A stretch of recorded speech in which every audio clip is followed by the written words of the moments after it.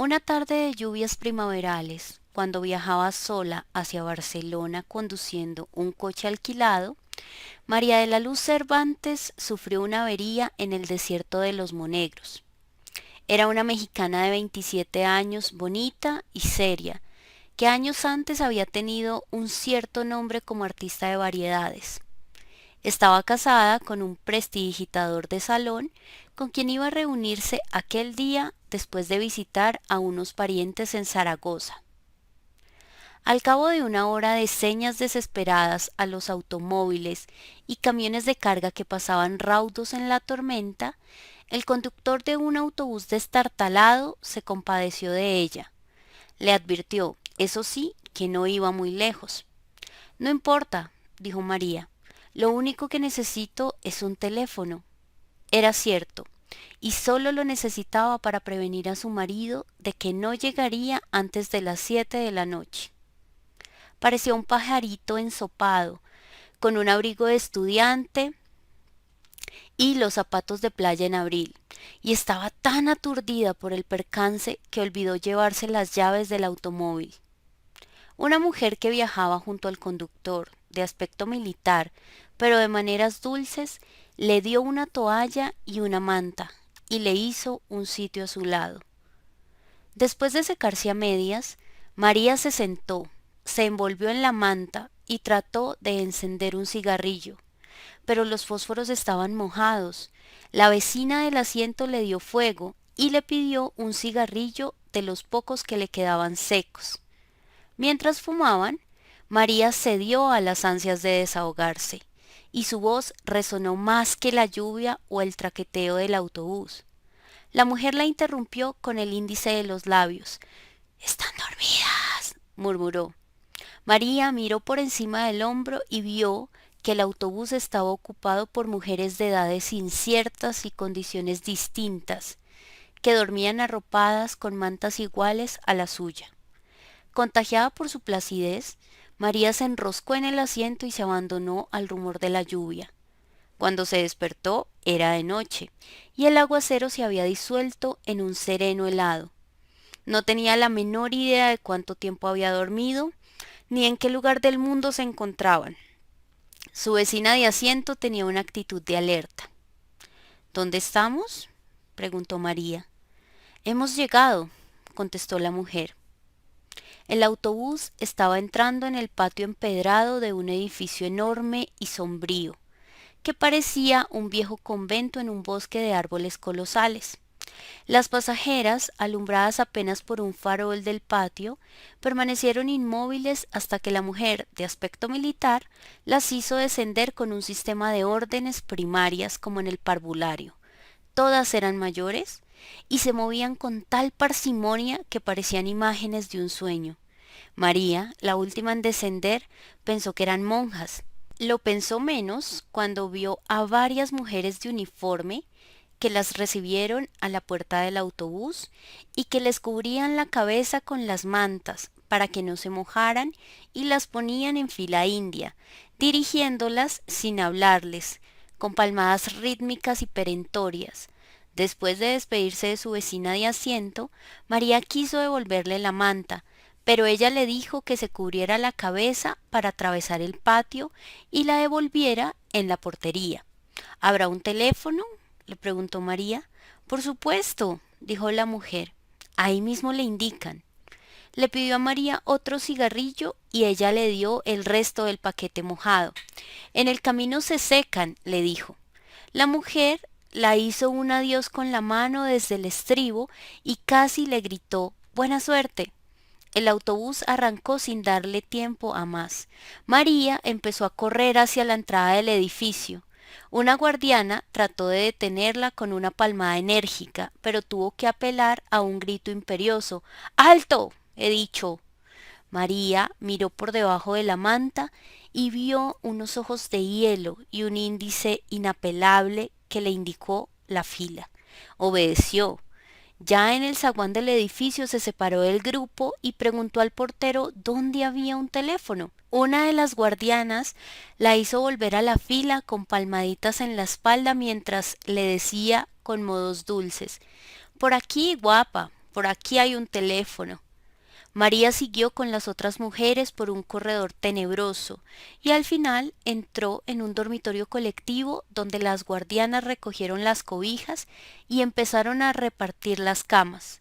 Una mujer distinta, que a María le pareció más humana y de jerarquía más alta, recorrió la fila comparando una lista con los nombres que las recién llegadas tenían escritos en un cartón cosido en el corpiño. Cuando llegó frente a María, se sorprendió que no llevara su identificación. Es que yo solo vine a llamar por teléfono, dijo María.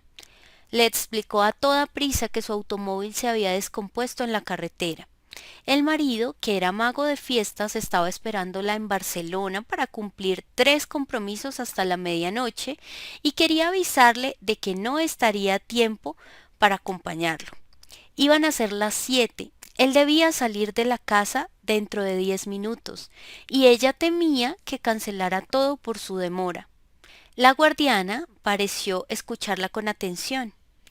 ¿Cómo te llamas?, le preguntó.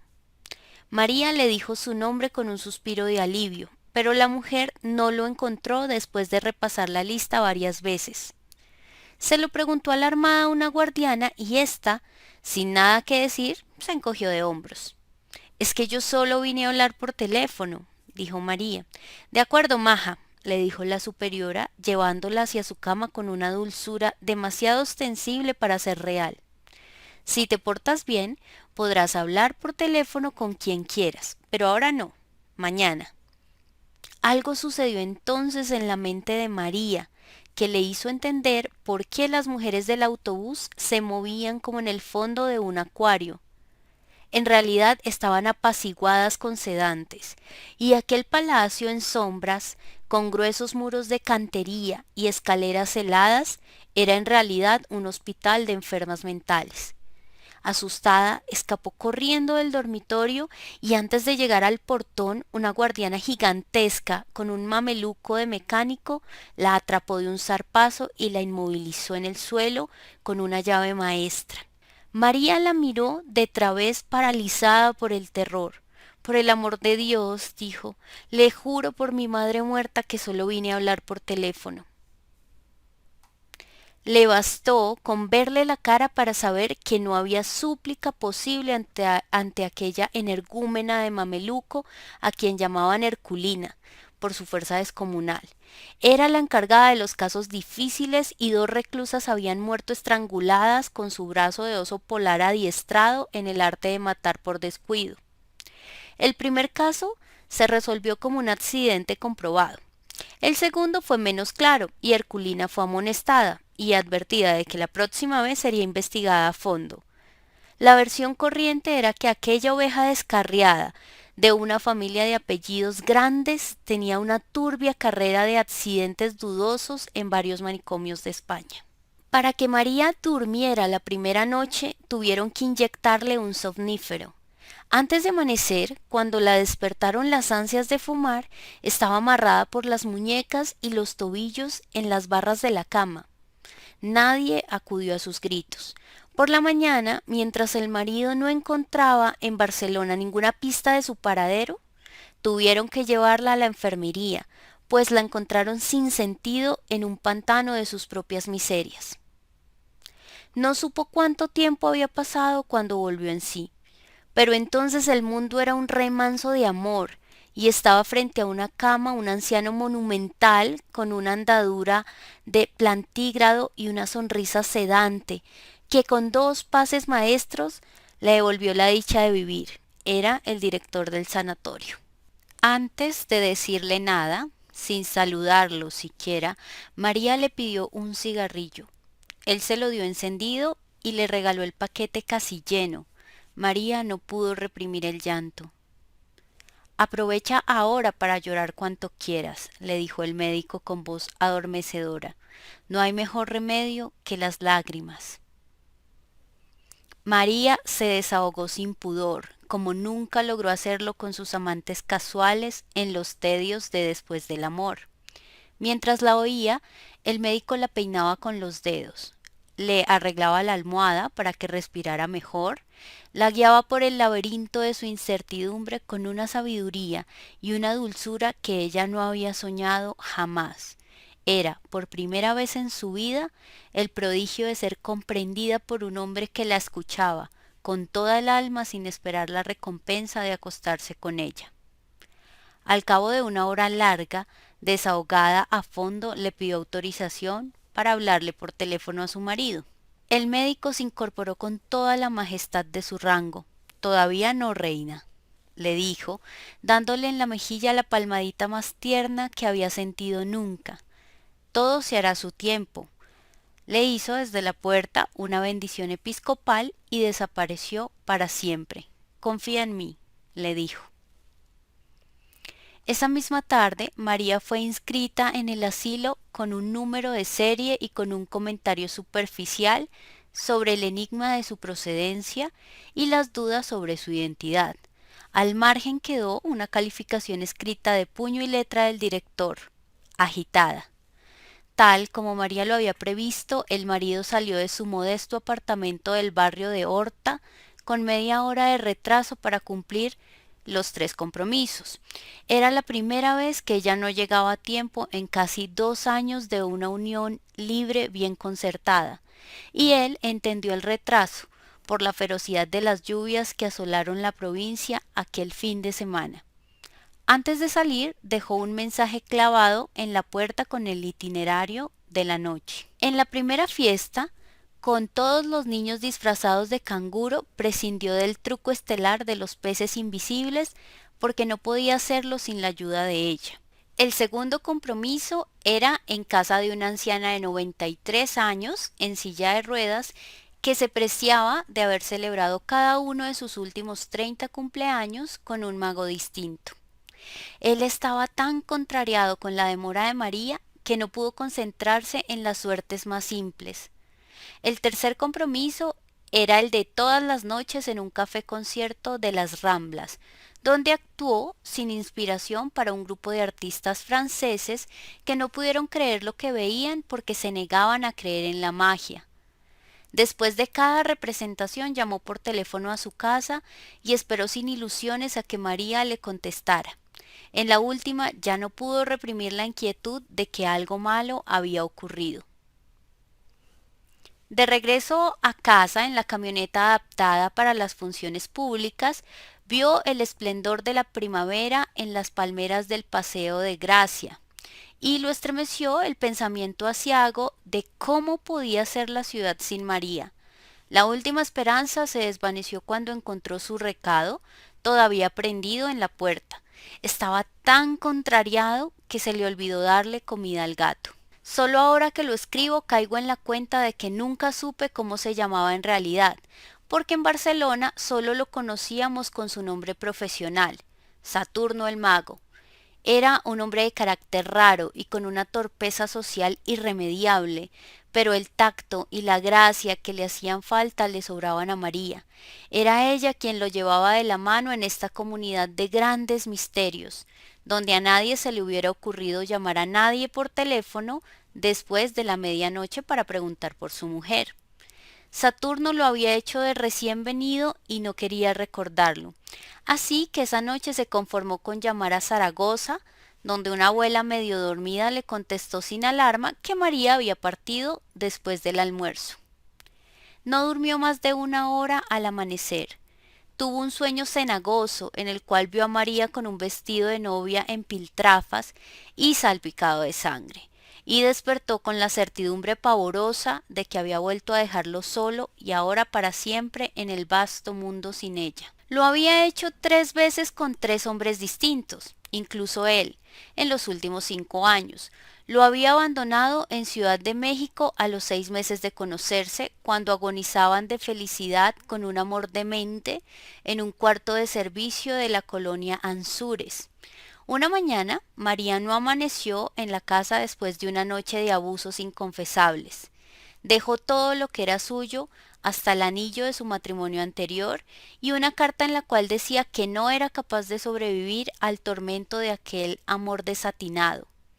Saturno pensó que había vuelto con su primer esposo, un condiscípulo de la escuela secundaria con quien se casó a escondidas siendo menor de edad y al cual abandonó por otro al cabo de 2 años sin amor. Pero no, había vuelto a casa de sus padres, y allí fue Saturno a buscarla a cualquier precio. Le rogó sin condiciones, le prometió mucho más de lo que estaba resuelto a cumplir, pero tropezó con una determinación invencible. Hay amores cortos y hay amores largos, le dijo ella, y concluyó sin misericordia, este fue corto. Él se rindió ante su rigor. Sin embargo, una madrugada de Todos los Santos, al volver a su cuarto de huérfano, después de casi un año de olvido, la encontró dormida en el sofá de la sala, con la corona de azahares y la larga cola de espuma de las novias vírgenes. María le contó la verdad. El nuevo novio, viudo, sin hijos, con la vida resuelta y la disposición de casarse para siempre por la Iglesia católica, la había dejado vestida y esperando en el altar. Sus padres decidieron hacer la fiesta de todos modos. Ella siguió el juego, bailó, cantó con los mariachis y se pasó de tragos, y en un terrible estado de remordimientos tardíos se fue a la medianoche a buscar a Saturno. No estaba en casa, pero encontró las llaves en la maceta de flores del corredor, donde las escondieron siempre. Esta vez fue ella quien se rindió sin condiciones. ¿Y ahora hasta cuándo?, le preguntó él. Ella contestó con un verso de Vinicius de Moraes: el amor es eterno mientras dura. 2 años después, seguía siendo eterno. María pareció madurar, renunció a sus sueños de actriz y se consagró a él, tanto en el oficio como en la cama. A finales del año anterior habían asistido a un congreso de magos en Peppernan y de regreso conocieron a Barcelona. Les gustó tanto que llevaban 8 meses aquí y les iba tan bien que habían comprado un apartamento en el muy catalán barrio de Horta, ruidoso y sin portero, pero con espacio de sobra para 5 hijos. Había sido la felicidad posible, hasta el fin de semana en que ella alquiló un automóvil y se fue a visitar a sus parientes de Zaragoza con la promesa de volver a las 7 de la noche del lunes. Al amanecer del jueves, todavía no había dado señales de vida. El lunes de la semana siguiente, la compañía de seguros del automóvil alquilado llamó por teléfono a casa para preguntar por María. No sé nada, dijo Saturno. Búsquenla en Zaragoza. Colgó.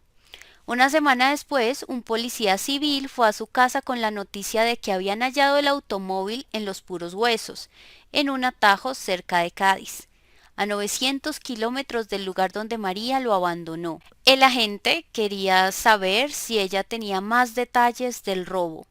Saturno estaba dándole de comer al gato y apenas sí lo miró para decirle sin más vueltas que no perdieran el tiempo, pues su mujer se había fugado de la casa y él no sabía con quién ni para dónde. Era tal su convicción que la gente se sintió incómodo y le pidió perdón por sus preguntas. El caso se declaró cerrado.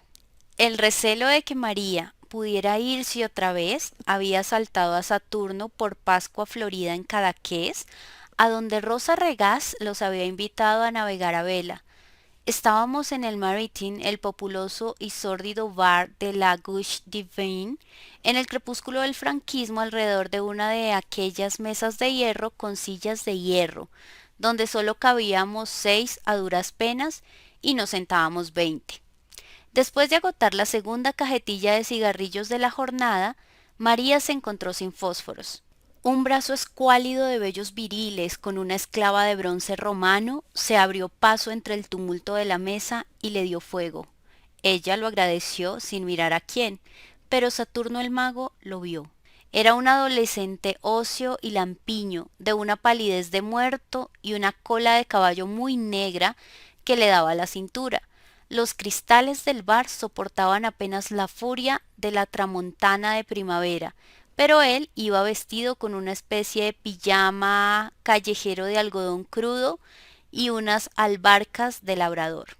No volvieron a verlo hasta fines de otoño en un hostal de mariscos de la Barceloneta, con el mismo conjunto de zaraza ordinaria y una larga trenza en vez de la cola de caballo. Los saludó a ambos como viejos amigos, y por el modo como besó a María y por el modo como ella le correspondió, a Saturno lo fulminó la sospecha de que habían estado viéndose a escondidas. Días después encontró por casualidad un nombre nuevo y un número de teléfono escritos por María en el directorio doméstico, y la inclemente lucidez de los celos le reveló de quién eran. El prontuario social del intruso acabó de rematarlo.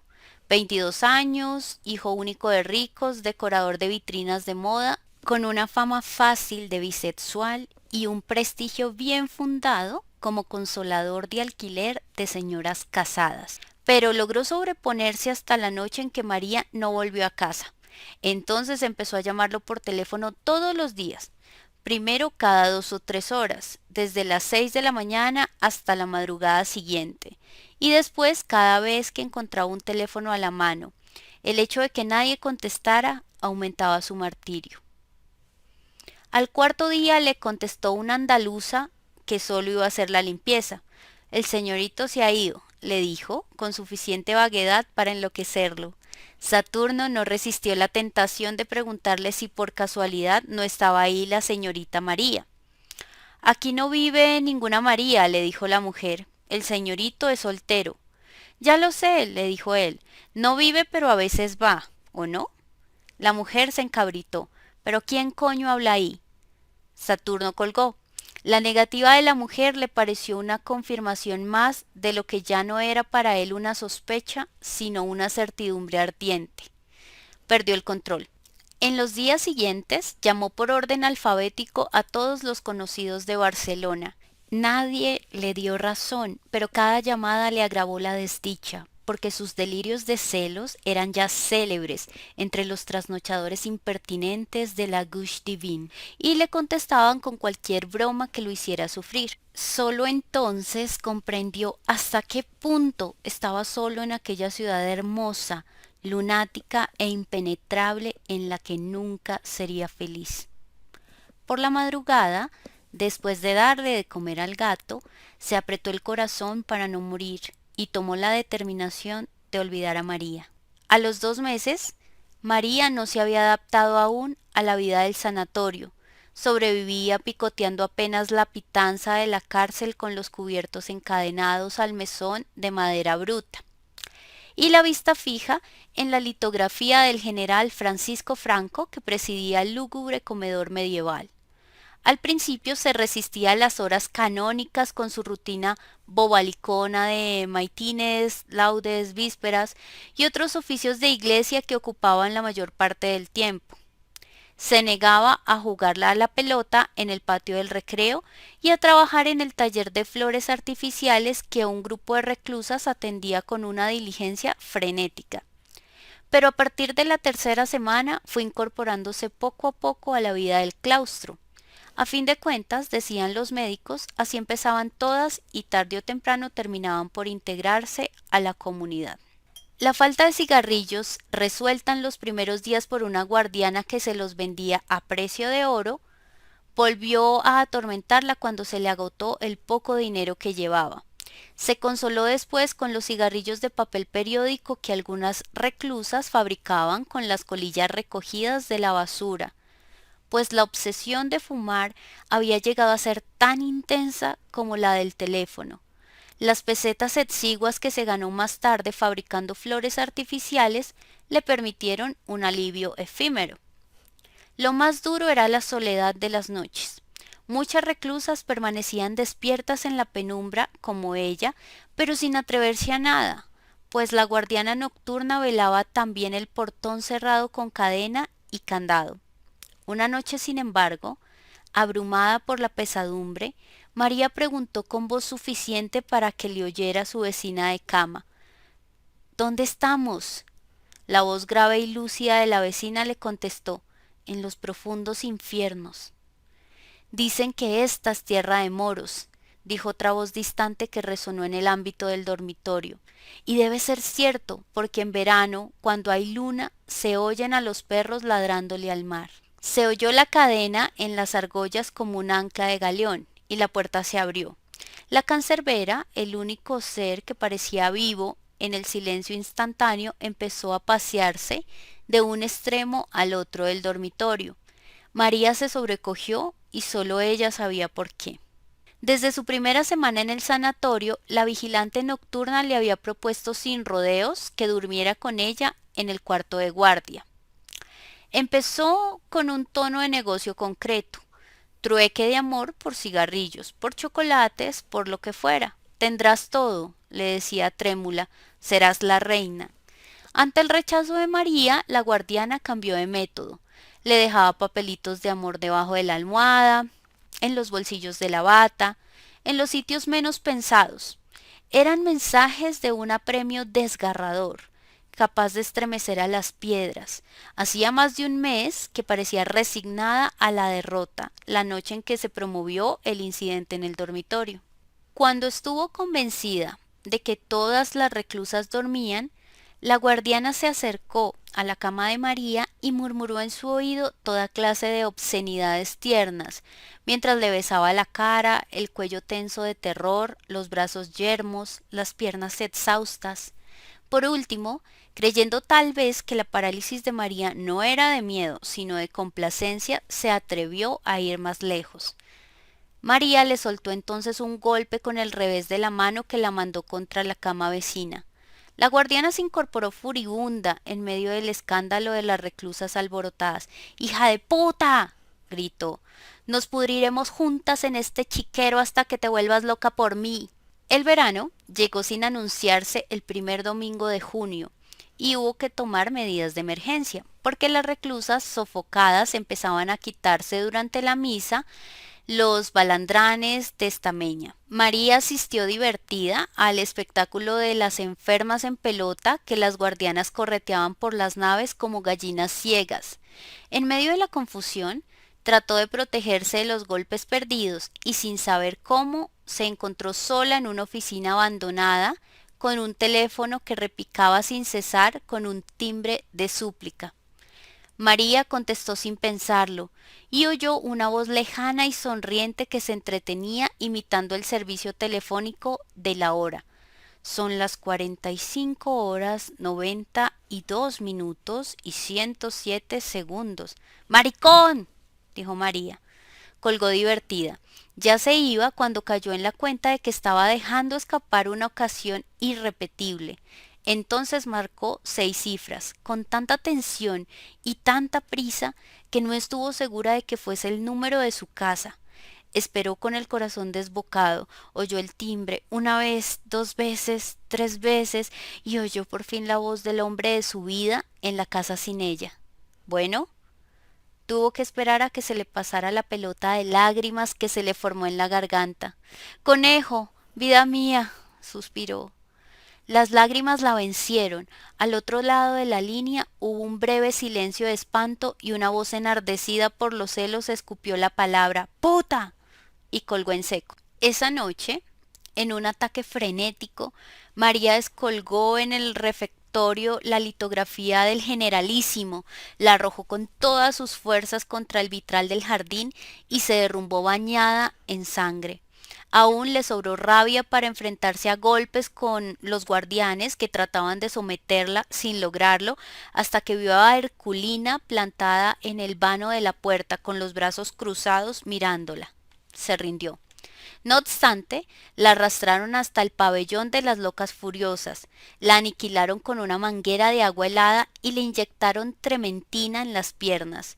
Impedida para caminar por la inflamación provocada, María se dio cuenta de que no había nada en el mundo que no fuera capaz de hacer por escapar de aquel infierno. La semana siguiente, ya de regreso al dormitorio común, se levantó de puntillas y tocó en la celda de la guardiana nocturna. El precio de María, exigido por ella de antemano, fue llevarle un mensaje a su marido. La guardiana aceptó siempre que el trato se mantuviera en secreto absoluto y la apuntó con el índice inexorable. Si alguna vez se sabe, te mueres. Así que Saturno el mago fue al sanatorio de locas el sábado siguiente con la camioneta de circo preparada para celebrar el regreso de María. El director en persona lo recibió en su oficina, tan limpia y ordenada como un barco de guerra, y le hizo un informe afectuoso sobre el estado de su esposa. Nadie sabía de dónde llegó, ni cómo, ni cuándo, pues el primer dato de su ingreso era en el registro oficial dictado por él cuando la entrevistó. Una investigación iniciada ese mismo día no había concluido nada.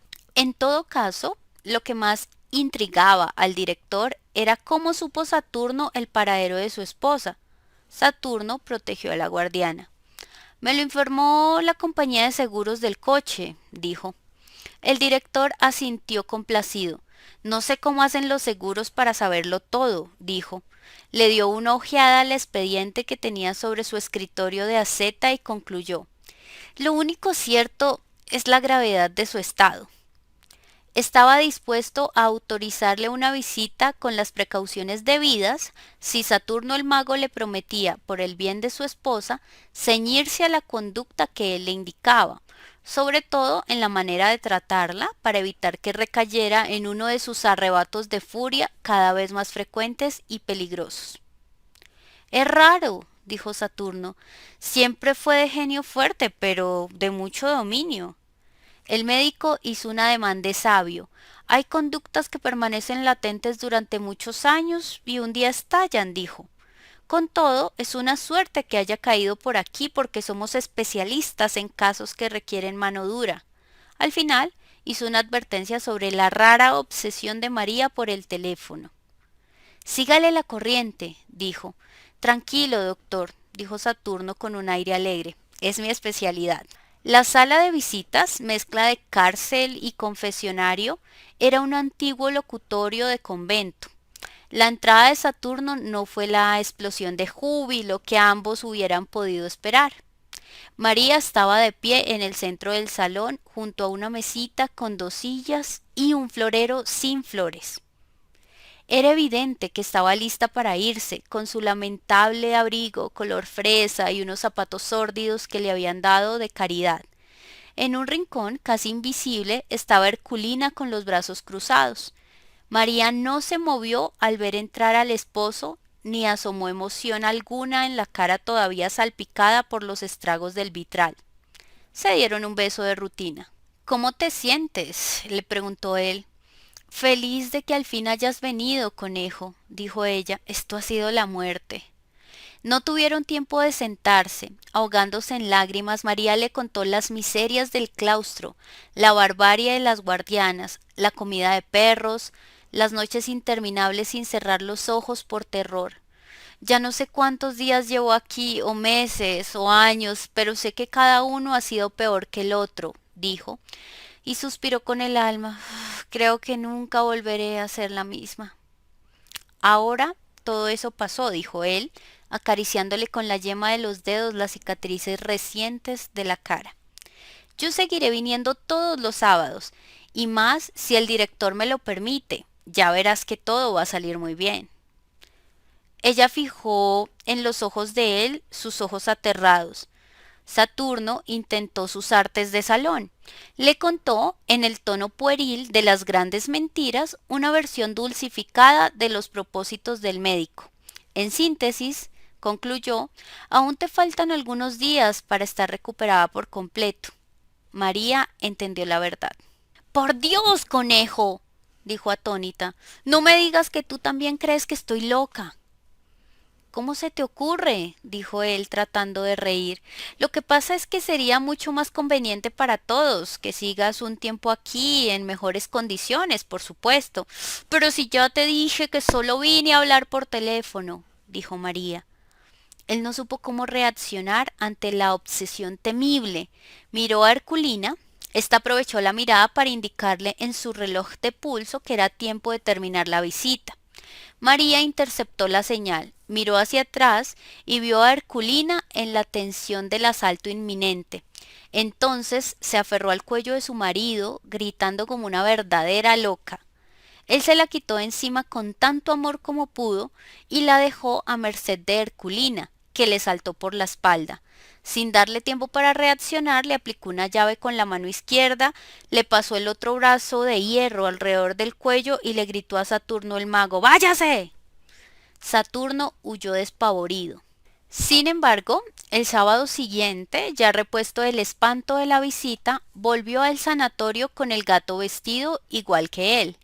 La malla roja y amarilla del gran leotardo, el sombrero de copa y una capa de vuelta y media que parecía para volar.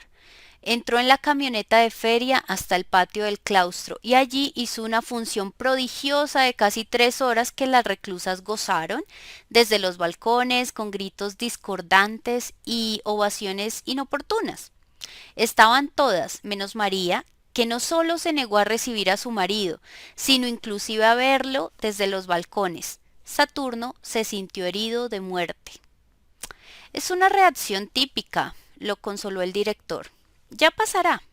Pero no pasó nunca. Después de intentar muchas veces ver de nuevo a María, Saturno hizo lo imposible para que recibiera una carta, pero fue inútil. 4 veces la devolvió cerrada y sin comentarios. Saturno desistió, pero siguió dejando en la portería del hospital las raciones de cigarrillos sin saber siquiera si llegaban a María hasta que lo venció la realidad. Nunca más se supo de él, salvo que volvió a casarse y regresó a su país. Antes de irse de Barcelona, le dejó el gato medio muerto de hambre a una noviecita casual que además se comprometió a seguir llevándole los cigarrillos a María. Pero también ella desapareció.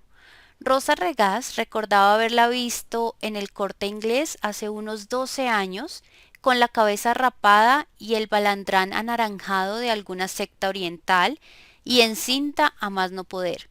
Ella le contó que había seguido llevándole los cigarrillos a María siempre que pudo, hasta un día en que solo encontró los escombros del hospital, demolido como un mal recuerdo de aquellos tiempos ingratos.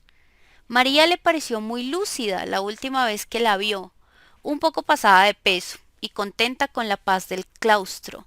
Ese día le llevó el gato porque ya se le había acabado el dinero que Saturno le dejó para darle de comer.